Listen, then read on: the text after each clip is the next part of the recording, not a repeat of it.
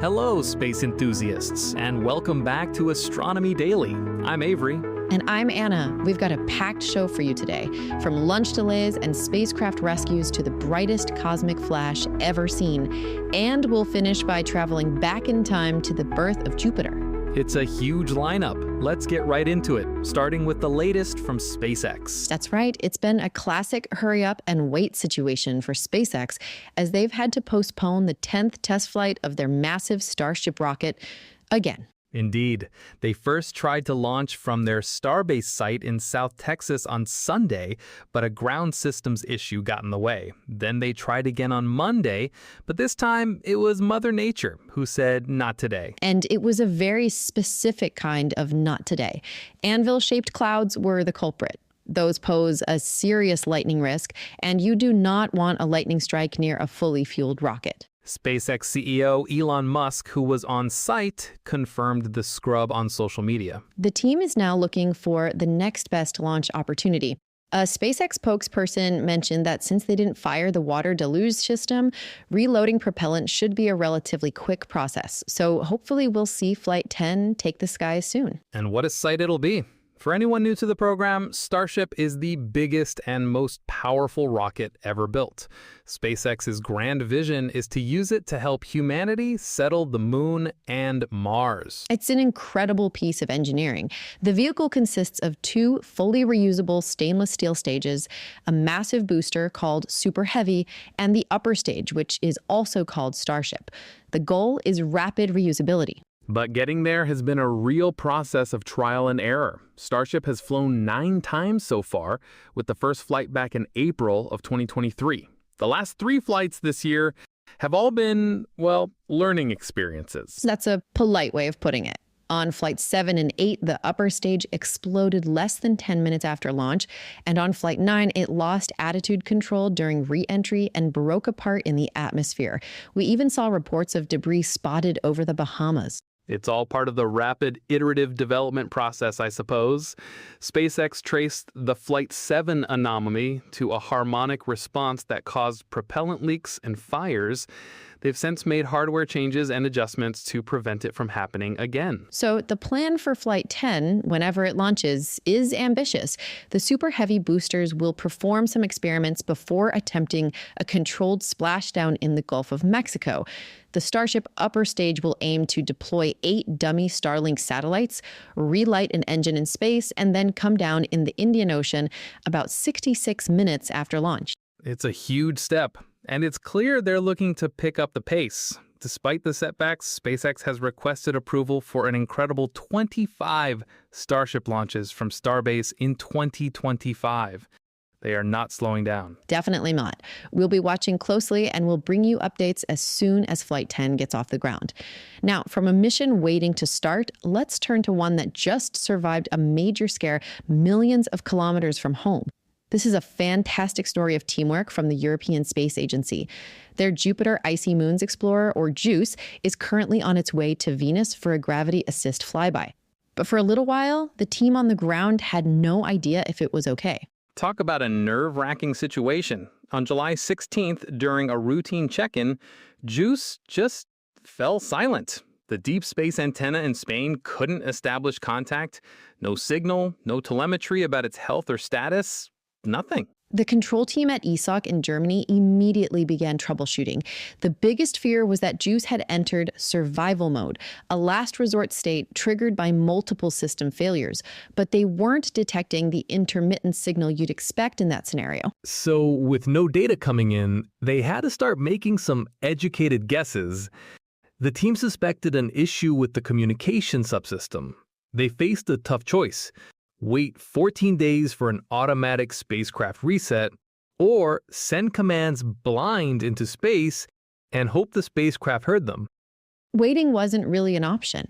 As spacecraft operations manager Angela Dietz explained, that would have delayed crucial preparations for the Venus flyby. So they went with the blind commanding option. And that is not easy. JUICE was 200 million kilometers away, on the other side of the sun. Each command took 11 minutes to get there, and then they had to wait another 11 minutes to see if it worked. After nearly 20 hours of troubleshooting, a command finally got through. The successful command manually activated the signal amplifier, which boosts the strength of the signal JUICE sends to Earth. Suddenly, they had contact again, and the spacecraft was in perfect health. It turns out the culprit was a very subtle software bug. A timing bug, of all things. The software function that controls the amplifier uses an internal timer that resets every 16 months. It just so happened that the function was running at the exact moment the timer restarted, which left the amplifier switched off. What are the odds? Incredibly small. But as we know, in space, you have to plan for everything. The team has already identified ways to prevent this from happening again. It's a textbook example of calm, methodical problem solving under extreme pressure.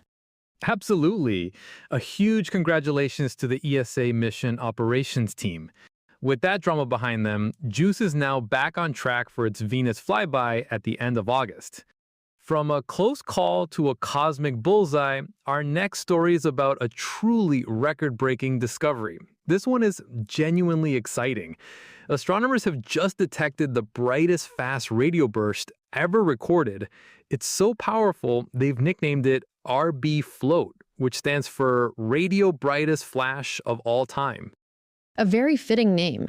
The burst, officially cataloged as FRB 2025-0316A, was spotted back in March by the CHIME telescope in British Columbia.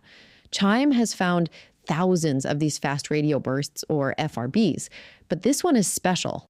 It's not just about the brightness, right? It's about where they found it. Usually, tracing an FRB is like trying to find which tree a firefly is in from a mile away. But this time, they pinpointed its origin to a region just 45 light years across. Exactly. That incredible precision is thanks to a new upgrade to the CHIME system. They've added 3 smaller outrigger stations across North America, which effectively turns them into a single continent-wide telescope. This allows them to trace these millisecond-long flashes back to their home galaxies with stunning accuracy. And the home galaxy in this case, NGC 4141, is practically in our backyard, cosmically speaking. It's about 130 million light years away, which is incredibly close for an FRB. Most of them come from billions of light years away. That proximity, combined with its brightness, gives scientists a unique chance to study the source in detail. The team found the burst originated near the edge of a star-forming region in the galaxy. This hints that the source could be a magnetar, an ultra-magnetized neutron star that's perhaps a bit older than the very youngest stars at the galaxy's core. And the story gets even better. Because they located it so quickly, they were able to point the James Webb Telescope at the location. Webb's infrared cameras spotted a faint point of light nearby, which they've dubbed NIR-1. The nature of NIR-1 is still a mystery. It could be a red giant star or maybe a massive star in its midlife. Neither of these are typically associated with FRBs, which has led to a fascinating theory. Perhaps NIR-1 is part of a binary system, with its gravitational partner being the compact objects, like a neutron star, that produce the burst. It's a fantastic cosmic puzzle. Another idea is that NIR-1 isn't a star at all, but the fading afterglow of the burst itself. Whatever it is, as Ido Berger from the Harvard-Smithsonian Center for Astrophysics said, this could be the first step on a new path to solving the FRB mystery. It also adds to the debate over whether FRBs are one-time events or repeaters. So far, RB Float seems to be a one-off. Being able to study the environment of a non-repeating FRB this closely is a huge deal, and it shows just how diverse their origins might be. Absolutely. It's a perfect illustration of how collaboration between different observatories can unlock new discoveries. Now for our final story, we're coming a bit closer to home to look at ancient raindrops from the formation of our own solar system. That's right, Avery. Researchers have, for the first time, managed to determine the date and origin of tiny, ancient, molten droplets that came from the neighborhood of a young Jupiter. These droplets were found inside meteorites here on Earth. Molten rock raindrops from Jupiter? That sounds incredible. How does that even happen? Well, about 4.5 billion years ago, as Jupiter was forming, its immense gravitational pull started flinging nearby small, rocky, and icy bodies, called planetesimals, into each other at incredibly high speeds.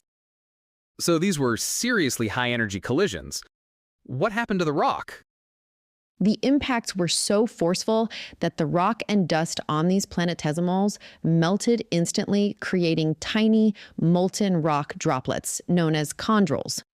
These spheres, only about a millimeter wide, eventually got incorporated into asteroids, some of which later fell to Earth as meteorites. So scientists have had these chondrules for a while, but they weren't sure exactly how they formed.